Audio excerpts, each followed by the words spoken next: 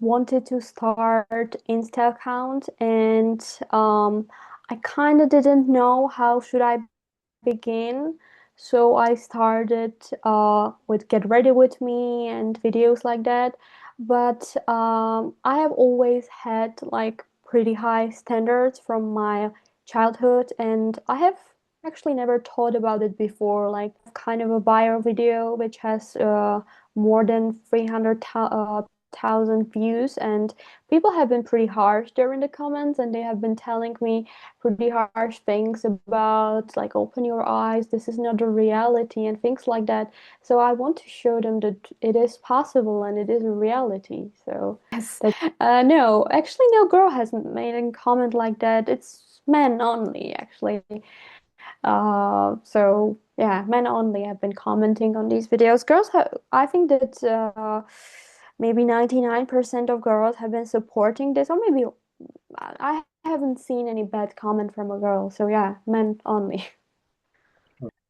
Well, actually, there are many viewpoints, many like what I believe in is a balance in masculine and feminine energy.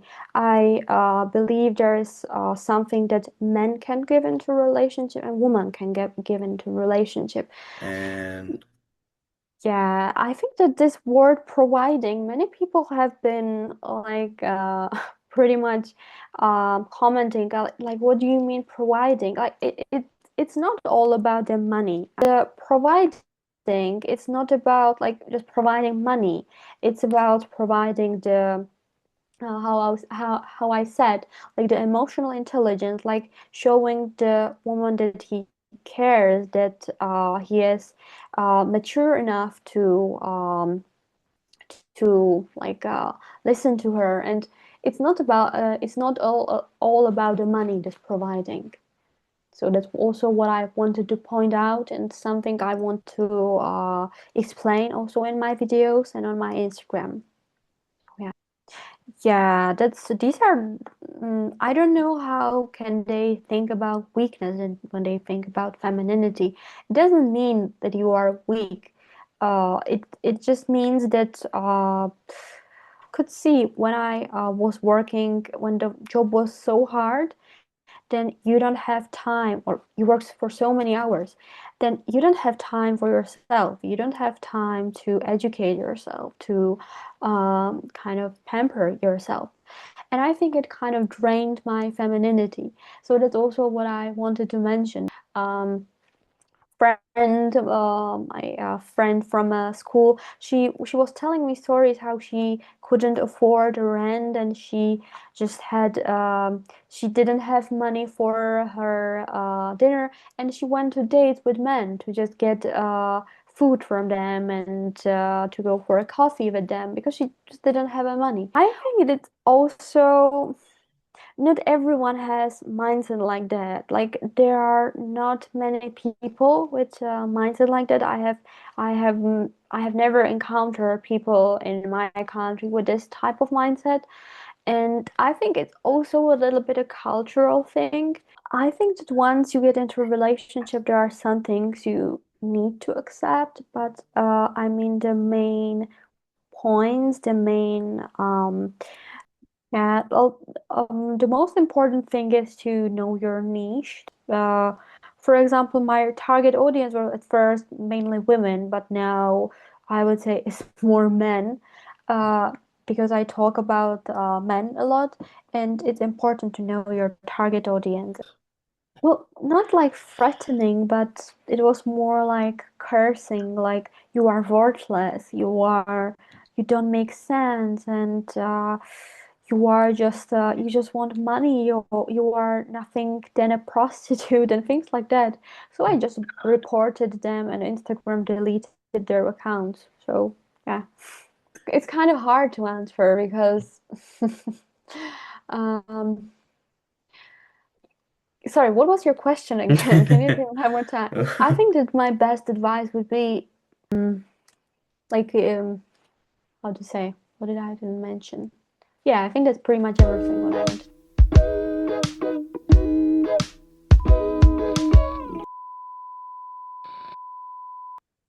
Hey everyone, this is Abhi from No-Budget Filmmaking Podcast, and here with me is Erika. Hi Erika, Hello, how you doing? I'm doing good. So, would you like to introduce yourself for the audience, please? Okay, yeah. So, hello, my name is Erika. I go by name Erika Monako on Instagram with K. Um, and I have been doing social media for a while, and my niche is high standards and femininity and masculinity. Okay. So how did you got into this field?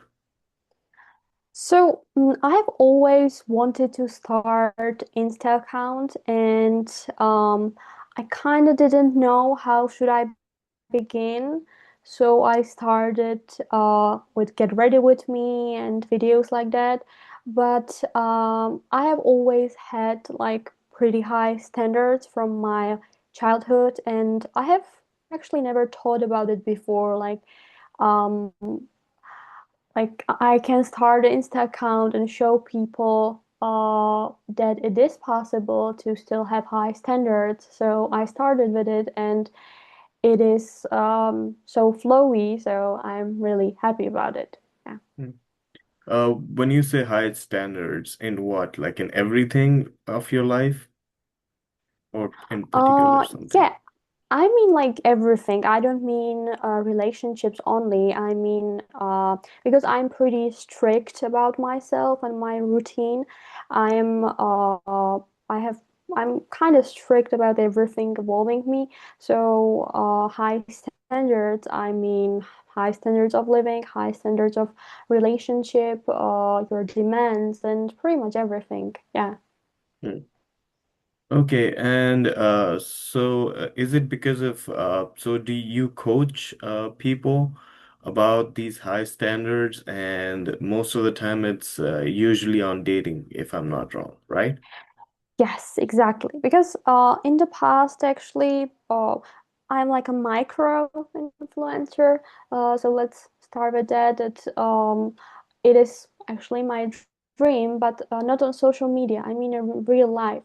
When my friends or people around me have some kind of troubles, they always ask me, and I can like show them the harsh reality and show them that not everything is like pink, and I talk with them about this and try to open their eyes. So yeah, that's about it. Okay. Do you have a degree in psychology or anything regarding that helps you with this career path? Actually, I'm educated in social sciences, and so I don't have any degree in this, but I have been like pretty much interested in it since my childhood, and I'm like self-educated in this kind of field. So yeah, I try to educate myself continuously about this topic because there is still something new you can learn. So yeah. Hmm. Okay, so since you started with this niche and you said yourself you're a micro influencer, so what's your goal for the end of the year is? And that's a really good question before the end of this year.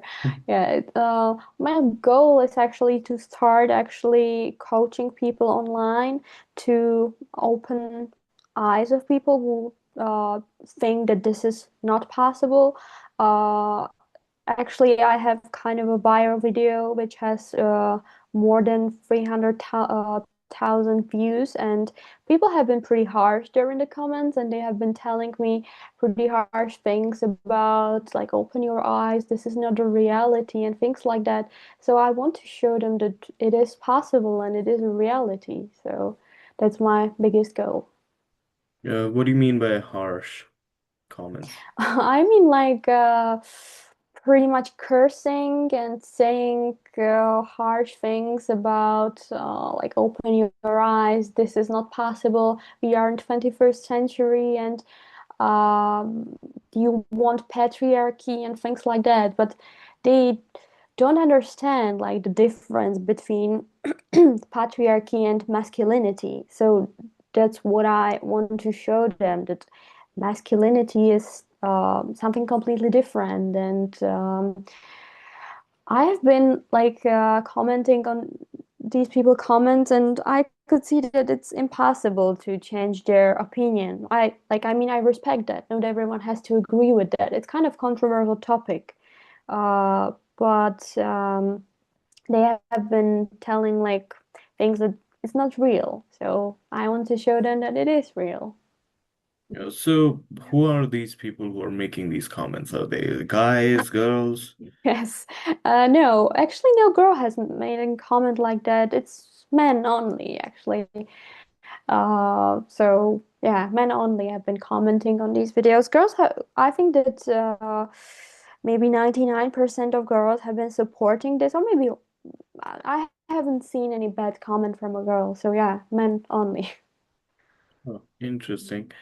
Where do you got these do you have a definition for yourself and other about the femininity and masculinity? Well, actually, there are many viewpoints, many like what I believe in is a balance in masculine and feminine energy. I believe there is something that men can give into a relationship and women can give into a relationship. That the woman has this like feminine nurturing power, and the man has kind of like leading power. And I think I believe in balance of these two feminine and masculine powers. And people have been saying, like, no, this doesn't exist. This is patriarchy. But patriarchy is completely something different. It's something that happened in the past where the man has the main word, he is the main decision maker. But masculinity is not about that. It's about like leading. Women have the same power. They can have the, I mean, their opinion is as important as men's opinion. So, I believe that these are two completely different things. Hmm. Uh, okay, but okay, so it's your definition in some sort of way to uh, uh okay, so it's your definition in some sort of way to define what it is. It's not any harsh thing like patriarchy or whatever. But where did it came from in your head? You mean like this masculine, feminine energies or this niche or? Yeah, this idea that this should be this according to you, you know what I Okay. mean? Okay, yeah. I think that this is something that I have been growing up with, something that I have seen in my household in relationship of my mom and dad. I have seen like how my dad treated my mom, and I think that the reason that's also the reason why I had these high standards, because there is like this exactly the balance of masculine and feminine energies as I talked about. And they're actually a really good example of that. So I think it's pretty much something that what I grew up with and something I have learned and seen in so many years of my life. So because of that. Um, I'm not sure how much you want to share about your personal life, but is it in a way that your dad was really masculine and had the say in your house, and that affected your family in a good way, and the way your mom followed in a way? What is it about? Because Yeah, sure. Well, yeah, it's exactly about that. Because in my culture, it's like I would say a pretty normal thing that woman is treated like someone delicate, like a woman, not equals. Like a woman shouldn't hustle and she should stay in a feminine energy. So my dad has been treating my mom like that, that she doesn't have to work. If she wants to, she can, but she doesn't have to, because he is the provider. He is someone who leads the family, gives the structure and strength to the family. And my mom is someone who like has the nurturing power. She like let's say brings the emotional intelligence, helps the men because women have a pretty strong intuition in I would say many fields. It's also a good way how to support my dad, how to kind of discuss with him really um, important topics and. So in this balance, I grew up and I saw like how it works like, and also I kind of learned from the people around me, from the relationships of people around me. I saw, oh, this doesn't work because of this and this, and I kind of did like analysis, and I that's how I came up with this kind of like niche and these kind of standards and what I like require in a relationship is because of the people around me. So yeah, Yeah, it makes I hope. sense. Uh, uh, okay, but it is okay. We all heard about the ick, right? In the social media. Um, that ick is like when the guy is masculine and masculine. So, but what makes okay, what in your eyes, what makes the difference between a guy who is in healthy masculinity or someone who has like really toxic one? Yeah, that's actually a really good question because there is kind of a thin border between these two. Uh, I have a cousin who has been in this toxic masculine relationship with a man who was like let's say controlling.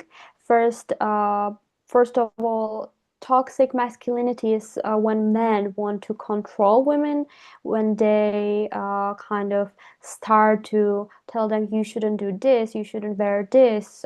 Men will start looking at you, and I don't want men to look at you, and then the woman thinks, oh, it's okay, he loves me, that's why he's telling me not to do this and this because he loves me and I don't want to make him jealous. And so these women don't realize that it's toxic masculinity when the man tells you you shouldn't go out, you shouldn't go with this friend, you shouldn't wear this, you shouldn't wear too revealing clothes, or you shouldn't talk to this person. It's That's the toxic masculinity. But there is the healthy masculinity where there's like the balance where okay, the man can maybe not, he may not maybe like the fact that she wears some, let's say, revealing clothes or some things, but he should talk with this woman about it, not prohibit her from doing any activities. I think that prohibiting her something in a relationship is what makes it toxic. So I think that healthy masculinity is when the man has some emotional intelligence and can talk with the woman about everything. They can talk about it. Okay, so emotional and intelligence and communication Yes, yes. on top of being able to provide and Yeah, I think that this word providing, many people have been like pretty much commenting like, what do you mean providing? Like it's not all about the money. I mean, like, yeah, the man is the main breadwinner, let's say, in a relationship or in the family or whatever. But the providing, it's not about like just providing money. It's about providing the how I said, like the emotional intelligence, like showing the woman that he cares, that he is mature enough to like listen to her, and it's not all about the money that's providing. So that's also what I wanted to point out, and something I want to explain also in my videos and on my Instagram. Yeah. okay. Can you name some of that? Because when you mean providing, is it emotional support, and also like providing in a sense like providing comfort, providing genuine affection. Yes, exactly. Like providing stability and showing that he takes care of the responsibilities. When he says something, he will do it like that. It's not just words. So it's not about all about the money. So some people have been mistaken this for that. Yeah, so it can be said in a different way, like Yeah. yeah, Sorry. okay. So well, let's talk about femininity because that's also an issue. And as a guy myself, I don't think I can define it. So, uh, Okay. Yeah. So, what I see as femininity is when a woman has the uh, enough of feminine power that she can make home feel like home. To create a warm place, the peace, the harmony in the household. The femininity is that the woman is so feminine that she inspires men to be masculine. That's why I think that like these two energies are in a balance. Uh, and she has like the femininity also means the nurturing power. It means like that she gives the love to the man. She strengthens the relationship. It also um, like how to say, what did I even mention? Yeah, I think that's pretty much everything what I wanted to say. hmm. But a lot of people equate it to weakness. Yeah, that's these are I don't know how can they think about weakness and when they think about femininity. It doesn't mean that you are weak. It just means that weakness and femininity are completely two different things. You can have so strong mental health. You can be so mentally strong and so independent, but at the same time, you can be feminine. It doesn't mean that you are weak. You just want to be nurturing and loving, but you can still have your own opinions and you can have your work. But I believe when we talked about work, because I have tried multiple works, part-time jobs, and everything, and I could see when I was working, when the job was so hard, then you don't have time, or you work for so many hours, then you don't have time for yourself. You don't have time to educate yourself, to kind of pamper yourself. And I think it kind of drained my femininity. So that's also what I wanted to mention, that I think that there should be also some balance, which many people have been struggling with. There should be like work-life balance that you should have if you want to work. Maybe some women don't want to work, I don't know, but if you want to work, I think that the work has to not drain your soul, and you should have time for yourself and for your personal life. And I have seen so many women who have so hard work. They have been working for so many hours per day and also at the weekends, that they are so drained, and you can feel that they just don't have time for themselves, and it's like killing them. So, um, yeah, I hope that I answered your question properly. Yeah, in a way, yes. So again, the same question. What does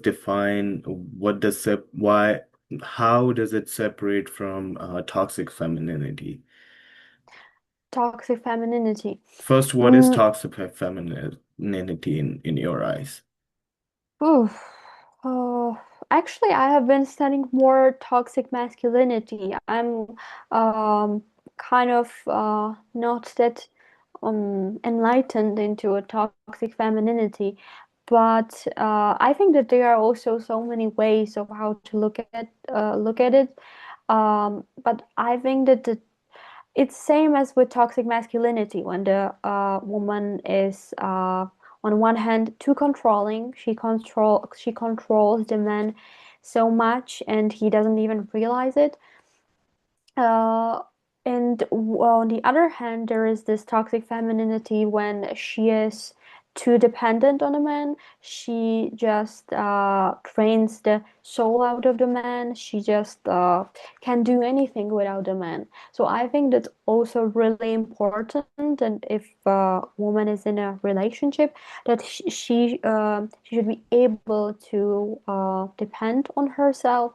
She should be able to do things by herself, because I have also in my life some women who are in a relationship and they can do anything without their other half. So, and I have seen this in too many relationships, and I'm really surprised that how can this person like live in real life if she can do even take a tram or something like that. So I think that there are like these two sides, and it's important to find like some balance, some healthy femininity. Yeah, I think that toxic fem in both toxic femininity and masculinity, there are so many people who just use the other half to get their goal. I think that maybe in many cases, there is no like bond, like they are not truly in love, which is another thing, another topic. When people are in a relationship and they are truly not in love, I think that this is also some sort of toxicity when you are using the person just not to be alone, just not to feel that you are left out, that you are missing something, and the other people around you are in a relationship and you are not. So I think that's also kind of toxicity. And I have seen so many people who just like the person and they have been with this person for so many years, but they are not in love. So yeah, I believe that this is also a toxicity. Like, let's say you and I are on a date, right? And the first question that I ask you is like, what's your standards? What you're looking for in a relationship? What would you say? Yeah, so long-term relationship at first, dating to get married.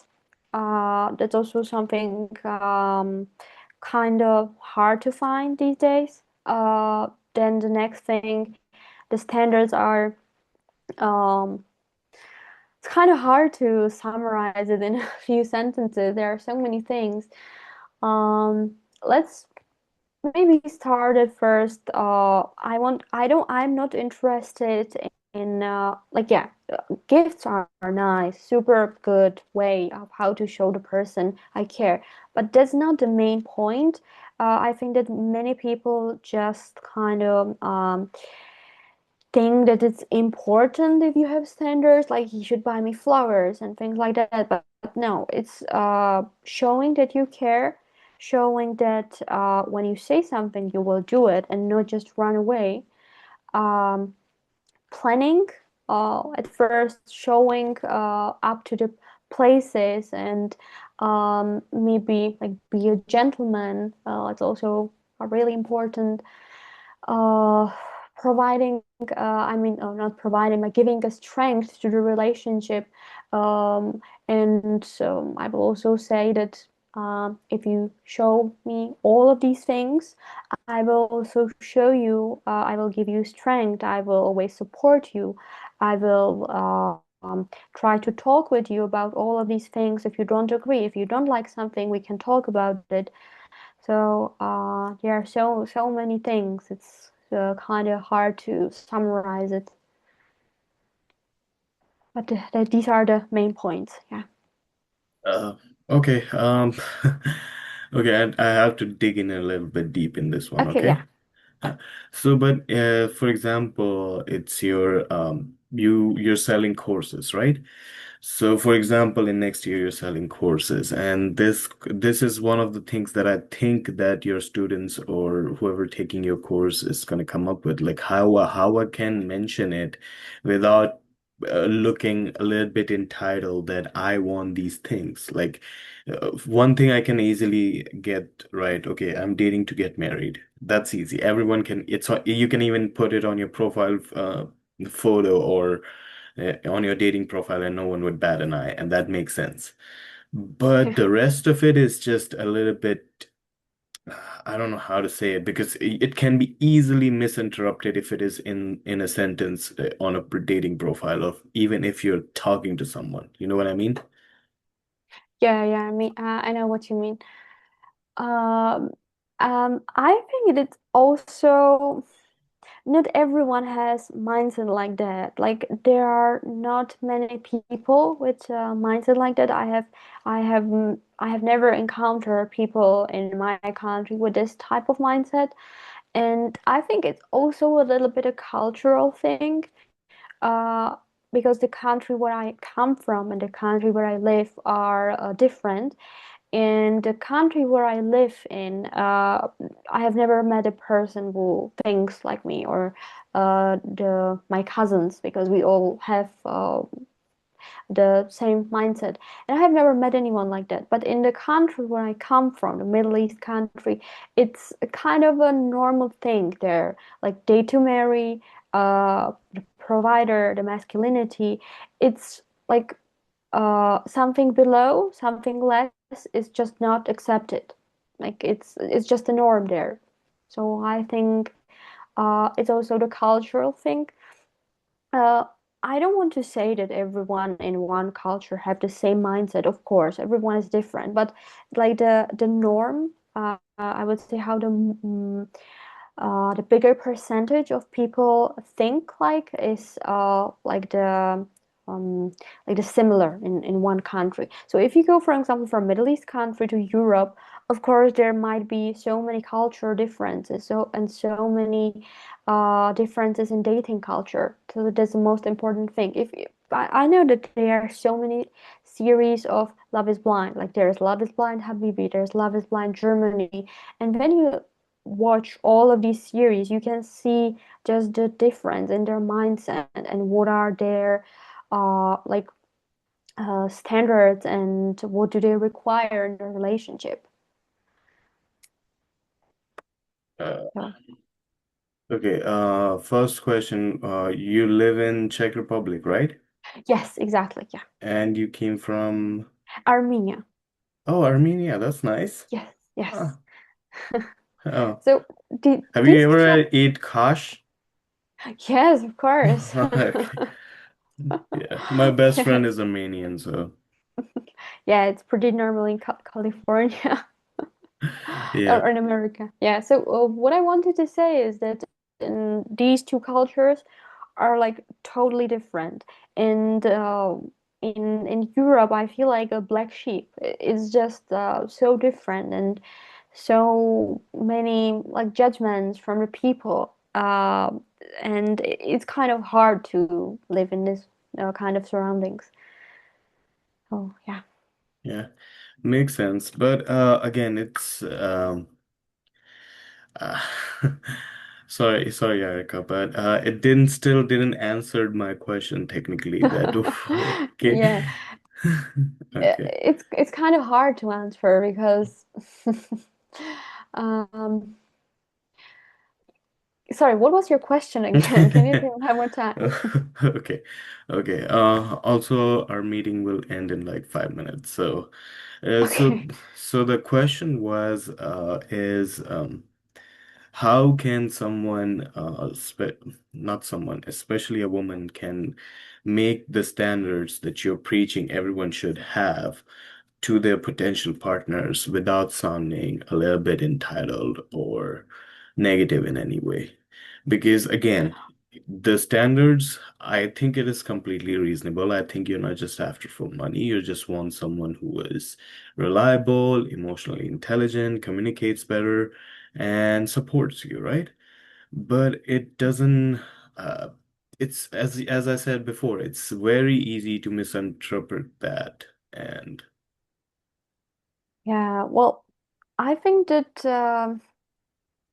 kind of hard to explain, but I think that if there's a man and woman who see these things differently, then there is no point in talking about it. Like the if the like let's say that we go to the date on a date and I tell you, oh, I have this standard, and you will tell me, but I don't think that this is like good, or I don't think like this. I think we should go 50-50 on our date. I think that we should pay rent 50-50. And I will say, but I don't agree with that. So I will not contact this person again because he didn't meet my standards. And I don't want to be with this type of man because there are so many people on the planet. So I believe that everyone can find their other half. So I hope that I answered the question now. Okay, for example, right? You said you didn't go to 50-50 and everything, and I just say, and I just come out and say, oh, you're just after for the money. Then what? Yeah, well, I will say in my culture, it's just men don't feel good if they have to pay for a women. They just don't feel masculine enough. Like for example, my dad will think, oh, so I'm not masculine for you that you should pay for this. For example, when I want to buy something from my dad, he is like, no, no way, like you can't. You are a woman and I'm a man, and you think I'm not masculine enough for this? Yeah. So Well, yeah, it's a lot of that's things in Asian culture as well. yeah, Where yeah, I yeah, came from, it's like even though if and it also comes with age. If I'm like oldest, I have to pay for everything, everything, no matter if even if I yeah, want to. So that makes yeah, sense. But again, it doesn't make sense to a lot of European and Western people because we are equal, right? Technically.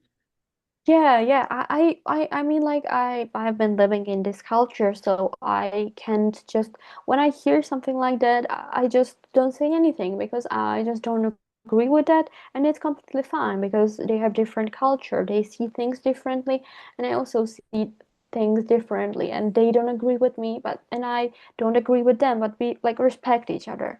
So when it's completely fine, it's completely normal. So for example, for me, what was a good example, I cannot go on a date with a typical Czech guy because we have completely different views on things, and it just can't work. So yeah. But again, you're choosing a hard path. You're fighting a hard war, especially in the region that you are, because more and more, and rightfully so, everyone should have equal rights. Yes. And but again, when you say something like this, it is kind of it throws a wrench on the whole plan. Yes, it's kind of controversial, I think. Yeah, so what would be your solution then? As I'm sorry, I keep digging into the same answer. No, no, of course, just dig as deep as you want. Hmm. Um, I think that my best advice would be date within your culture. Yeah, of course. I think it's like the easiest way, maybe, but not.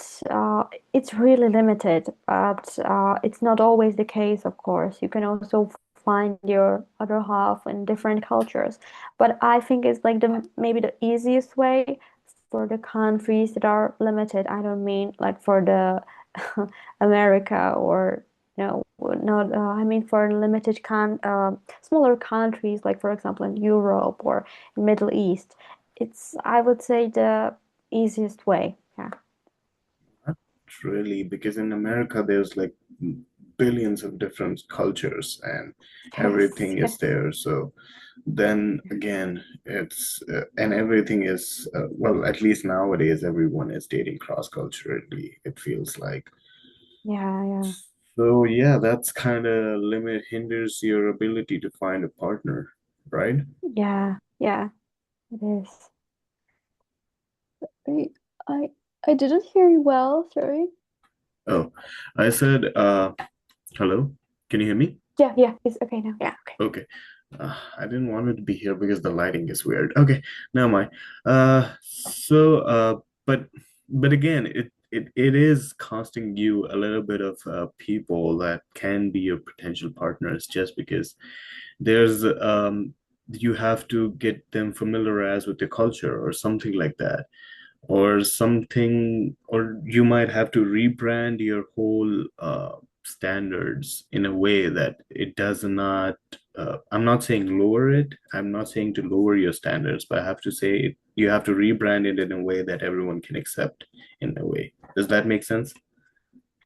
Well, I think that once you get into a relationship, there are some things you need to accept, but I mean the main points, the standards that you have, like I will not go 50-50, and I mean these kind of things, there are things that you cannot change or you don't want to change. Not you cannot change, you can change them, but you don't want to change them. That's why I think uh, it's really limited, but there are so many men and so many women with different opinions. So I believe that everyone can find their potential partner if they are looking properly. Hmm. Uh, okay, that brings one question, right? If I'm, for example, someone younger, like 21 or 18 or something, 19, they're looking for a partner in a way. Not talking about marriage, but they are looking for a long-term partner because they want to, right? In that age, most of us are not uh, financially well off, Yeah, but we can have all the other, we can tick every other box that you have, every other quality that you want. I think, is it worth, do you think it is good if the person is not financially supportive and but working on it? of course, it's not all about the money. Like, I mean, if you are both young, that's another thing. I think if you are both young at the age of, I don't know, 18, 19, 20 or something like that, and you are building your life together, you are making your dream life, the life that you have always dreamt about. So if the person has all of these factors, all of these requirements, and no money, I think that's completely fine because with the I think that with the support of the right woman, the man can grow like to the highest points. He can grow into his sorry, he can grow and he can make his dreams come true. So yeah, I believe in it. Hmm. So so it is not mostly about money. It's more about being a good person, being a good Of course. partner. Yes, yes. Okay, so that actually, I guess, kind of answers your question, right? When someone is at first date and you said you have high standards, you can definitely say it's not always about the money, but Yeah, it's about if you have the qualities that I need. yes, that's right. Yeah, we solved it. See? Yes. Yeah. And apart from that, but again, the question remains, since the culture you're living in, I'm not sure what the financial situation is, but economy is really struggling right now. And a nuclear household where just one person can live, it's still one person is earning, it's still looking less and less feasible in current market. So I think there would be a time that we have. So is it a red flag for you if someone says, "I cannot have someone not working for me"? I wish I could, but right now our financial situation is not as strong, and it is happening for a lot of people that only were one working partner is not enough. That's actually a really good question, but I believe that from the beginning, of course, the woman can help the man with the financial situation when they have no kids. But when they are kids, like the woman has to take care. If the man is like this typical, let's say, traditional man, and he wants the woman to like do everything at home, to clean the home, to cook, to take care of the kids, and then also to work with that, I think that's something really hard for the woman, and there is no femininity left because the woman doesn't just have time for anything. I mean, before the kids, it's completely fine, but when the kids come and there everything changes and there are so many things to take care of, I think it's kind of hard. Yeah. But what about like, okay, we have maternity leave and everything, does Yeah. that, right? But for example, like, why cannot I help with everything? Like, I can clean my own house. I know how to cook. So why does it like it's only women's responsibility to do that? No, of course not. I think it's about the man and the woman. How do they decide to do this? But from my household and the family I grew up with, uh, it was like divided into like these two sides that the woman takes care of the kids. Man helps sometimes, but he is not the main caretaker of the kids. Uh, the woman cooks and everything. It was like divided always at home. So that's what I grew up with, like thinking that it's like normal. Uh, but there are, of course, many families and many households who do it like both of the parents help, both of the parents do these things. So yeah, why not? Okay, no, for example, I came from a traditional household too, but for example, when my mom was sick, my dad used to cook for us because it doesn't make sense for him not to Yeah, do of course. something, right? Yeah, So again, I cannot.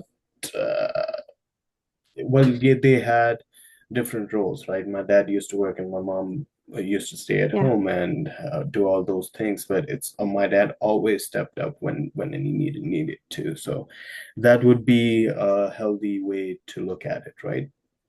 yeah. Of course, I think that's pretty much definitely when the mother, the woman is not available, she cannot, she's not present or she is sick, of course, the man helps. But as you said, I also grew up in this kind of family where it's kind of the roles are divided. So that's kind of a norm for me. It doesn't have to be for everyone, but for me, it's like a norm. So I'm kind of used to it and I kind of don't have a problem with that. So, yeah, so it's as you But said, it's so someone else who doesn't know this backstory, they would be like, okay, you just want us to be like housemates again? yeah, it's kind of something that I seen so many times in my comment section, and I kind of try to defend myself. And many people told me like this doesn't make any sense. Like these are not facts. It's just their opinion. And I said, yeah, it's my opinion, but it doesn't have to do anything with a weakness or 19th, 18th centuries where women had no rights because the household I'm talking about, or these feminine, masculine energies, it doesn't have to do anything with the rights. The women still have rights, but they just prefer to have a household like this. And I don't think the laws have changed. The how the relationships developed has changed in so many ways. And just because some families stayed a little bit more traditionally doesn't mean uh, that it is from 80s or 90s century because so many things have changed. For example, my dad, my grandpa, he would never cook anything. It would be like a threat for his masculinity. But in my dad, I can see that he's, as you said, when my mom was sick, he helped my mom to cook a food or help in the kitchen. So we can see that it is kind of developing and it is kind of changing in some ways. Uh, yeah, I believe that some traditions have remained the same, but it's definitely not like in 80s or 90s where the laws were completely different and women couldn't even work. So if a woman and man prefer to be in this kind of relationship, if they like it, I don't see a problem there. So yeah. Okay. So, okay, you don't see a problem, but again, it's more about the perception of it that I was talking about. Because again, I don't want to beat the dead horse, but again, you're in a country that it is frowned upon most of the time. That I'm not sure how much is it, but is it being told to women who choose this life to to be a stay-at-home one, are they being shamed? Not online. You mean like in the Czech Republic or? Yes. Yeah, yeah. It's kind of like they are kind of ashamed. Like, wake up. This is 21st century, and it's not real. And I don't want to even argue with these people, but it's kind of normal thing to shame me. I was being told that this is not possible. They were like laughing at me, and I kind of didn't meet our our opinions kind of didn't match, and that's how I learned that I don't need to tell these kind of people my opinion because I don't agree with them and they don't agree with me. So I don't think that it's good to share your opinion if you can clearly see that someone doesn't understand you or doesn't meet with your standards. There should be a different messaging in a way that we still have to be connected to our traditional root. I'm not saying in a toxic way, but we still have to be in somewhat connected to our traditional root, right? Yeah, yeah, exactly.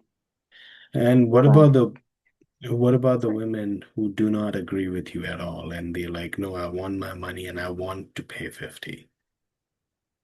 Well, if the man is okay with that, I don't see a problem with that. It's their life, so I don't see a problem with that. Also, many families, many women, also in my culture, see it. Oh, not many. I would say really small percentage. Uh, in my culture, also want it like that. They want to be in a relationship like that, and they don't want to be like even a little bit dependent on a man. And I think it's okay if they like it and if the man likes it, so why not? Mm, interesting. And it is somewhat um it is somewhat of a norm, right? In your culture? Yeah, it's I would say like basic knowledge there.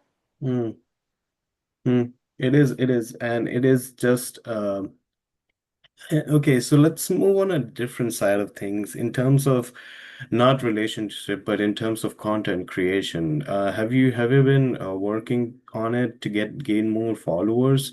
Have you tried different methods or did some research?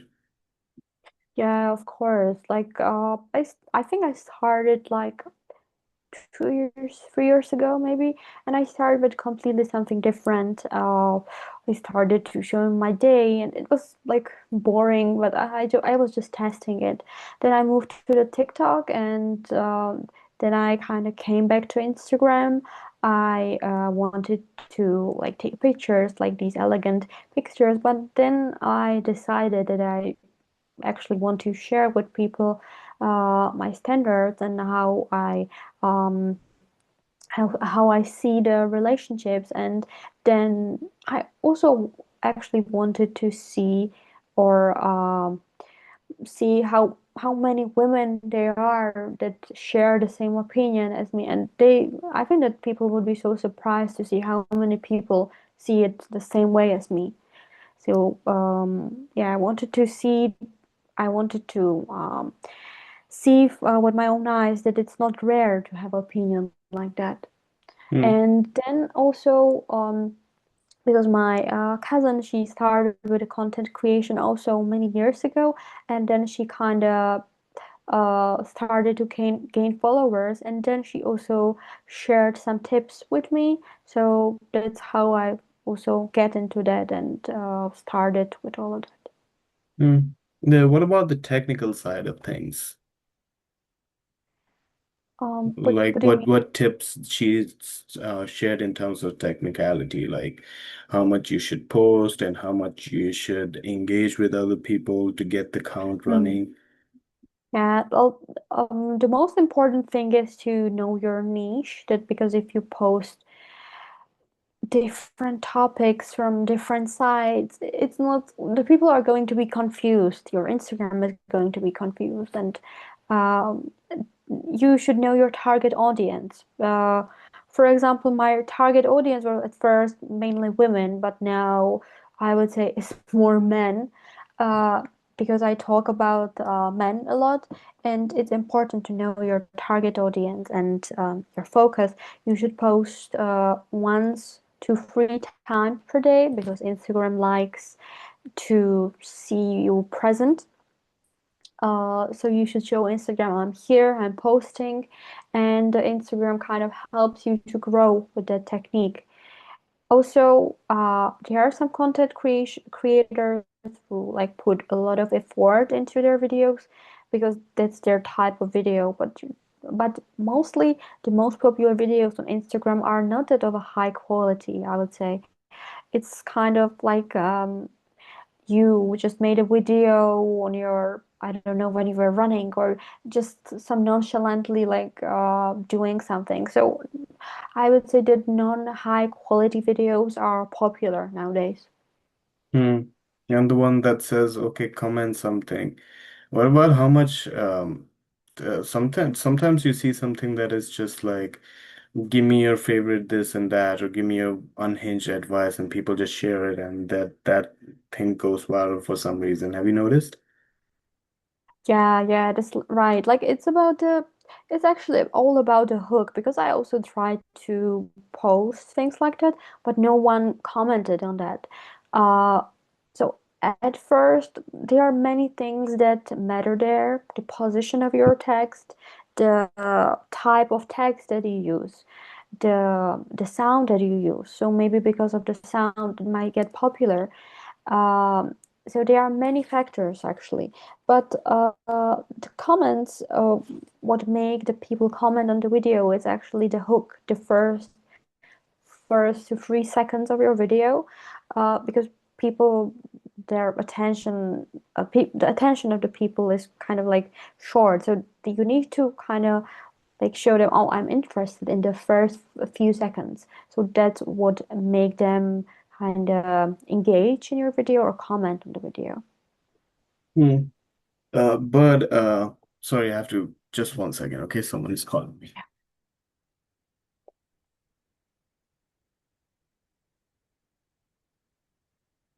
Okay.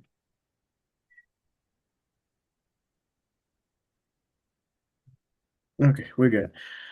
So and comment in your videos, but again, it's a trap, right? Do you have to post every day? And do you have to reply on your comments to get the comment count up? But of course, there can be like days when you like don't post, but it's like better for you if you want to grow as a micro influencer. It's, I would say, the fastest way. And at first, I reply to every comment, but then there were so many comments under this one of my most viral videos. There were so many comments and they were just repeating themselves and they were just cursing or saying bad words, so I just stopped with that. So you don't need to, I would say. But again, if you want to grow as a micro influencer, it would be better to grow, to comment, to reply under comments. Hmm. Now, did you receive threats or something? Because I thought Instagram stops or edits the words which has explicit bad words. Well, not like threatening, but it was more like cursing, like you are worthless, you don't make sense, and you just want money, you are nothing than a prostitute, and things like that. So I just reported them, and Instagram deleted their accounts. So yeah, Oh, wow. That's, well, I'm sorry that I know that it is a common thing now. yeah, it is. I'm sorry about that. Yeah, thank you. So that's brings up a good question. When you're chronically online and you're an influencer in your own words, how much your mental health get affected by it? Actually, at first, when I started a few years ago, I posted some video and it got so many views at first. It was like a public reaction video kind of thing. And the comments were just so bad. Like people were not looking at you or you were maybe too this and that and things like that. And my mental health couldn't stand that. So I deleted my account. But and now as I started, I kind of got immune to this. So I think that you need to have the strong mental health to be able to just not get crazy from all of these comments. And it's also important to know that people just some people are just kind of bored and they do this because they want to see other people suffer and they just it's just their hobby. So for example, I have so many like men audience now that there was like two men, two different men who commented on my one video, something really like cursing. Then other day I posted a different video, again some cursings and things like that. I'm like, you are like every day scrolling and seeing my video, and then you think, oh, I should maybe like write something bad about her, like. So I think that these people are just bored and unfulfilled. So I think that you shouldn't mind them that much. Mm. But it is, yeah, sometimes algorithm is like that. Even if I'm not following someone, someone can still uh, show up again. You know what I mean? Yeah, yeah, yeah. I understand. Yeah, but like the thought of like commenting on the same, uh, because I saw these men also under the similar influencers like me who were posting similar content, and these men were just commenting the same, maybe worse things under these women's videos. So I guess it's really like some people just have it as a hobby. Hmm. Well, uh, they're losers, let's just say it. And I wish they could do something else with their life, something Yeah, productive, but apparently that's not the norm. yeah, So there's that. And also you said a good thing, like you should have thick skin if you want to be an influencer, right? yeah. Hmm. Most important thing, yeah. Okay, a little bit of personal point that I want to ask. If don't mind, you don't have to answer, but how does it that change you felt when you moved from Armenia to Czech? Not just dating, but almost everything. I was actually born here, Oh, uh, okay. but it's like I grew up in this Armenian household, in this culture all my life. Went to school when I saw a completely different culture, and I have like never felt like home here. So it's kind of something I have been struggling with, let's say my whole life since childhood, and I've always wanted to move out, but there's also my life and my family, so it's kind of hard to think about moving out from here, even though I'm not happy here. Okay. Yeah, I wouldn't. Okay, did you think about moving out somewhere back to Armenia or? Yes, yes, since my childhood. Okay, okay, that's good. But it is okay. So you did answer my question. Did you travel around Europe anywhere else too or no? Yeah, yeah, so many countries actually. Germany, Hungary, Portugal, I don't know, so many countries. Italy, uh, Poland. Yeah, I have been traveling to many countries. Yeah. Hmm. Did you live there? No, no, but to be honest, I think that the most of the cultures like around the Czech Republic, like Germany, Poland, are pretty much similar. But if you go to Italy, it's a little bit different, but same at the same time. I don't know. It's a little bit different. But I think that Italy is one of my most favorite countries in Europe. Hmm. Um, I heard this from my American friends that all almost with girls mostly. So it's that sometimes they get harassed there in Italy. In Europe, you mean? Italy. In Italy? Well, I think it's like everywhere. I mean, there are some cities where it's like more than in other cities, but I'm not sure. I've never heard about it that much before. Hmm. Interesting, because my American friends, they said some of them did get called out. Well, it was mostly catcalling, but I don't know. Okay. Mm. So yeah. Uh, uh, Mm. I forgot my question. Oh yeah. So since you said your goal is to create an online course, are you actively working on it? Yes, yes. I try to create new courses. I try to like to sell the course. At first, you need to a little bit more grow as an influencer. You have to have more numbers so that the people can find you and see you and say, "Oh, I want this. This girl is interesting, and I want to read about this course. I want to read about this." You have to make it look appealing to people. So at first, my first goal is to grow more as an influencer and then to start selling the courses properly. Hmm. In what stages are you in exactly? Like almost implementing stage, or is it almost done, or is it on paper? I have already like two ebooks, but I want to do something like a bigger, some more ebooks because there are so many topics and so many tools I want to share with people.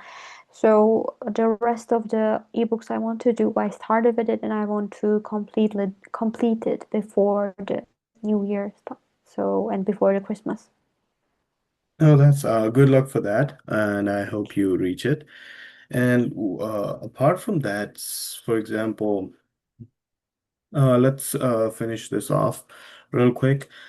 Is Okay, two things. First, what is any audience that is listening to you right now, man or woman, what would be your final advice in this podcast for them? Hmm. My final advice would be don't lose hope if even if you are a man and you're looking for a traditional feminine woman, don't lose hope because there are so many women who still want a traditional man.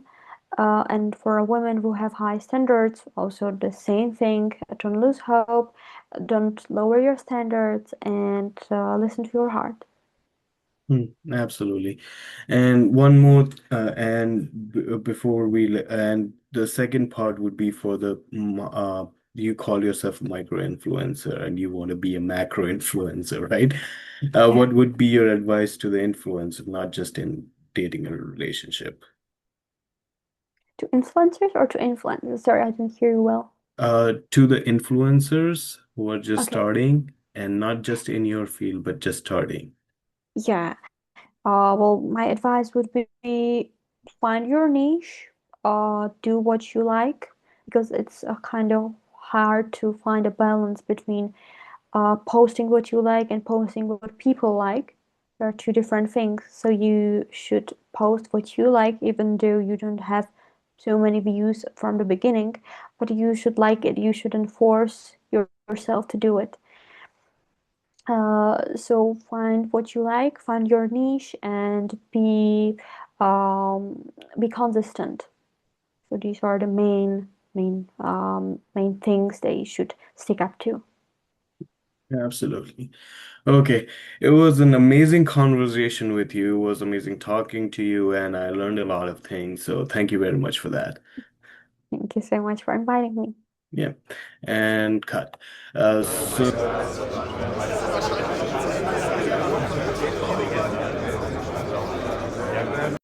Please, please, please, I'm begging you. Please. I'm desperate.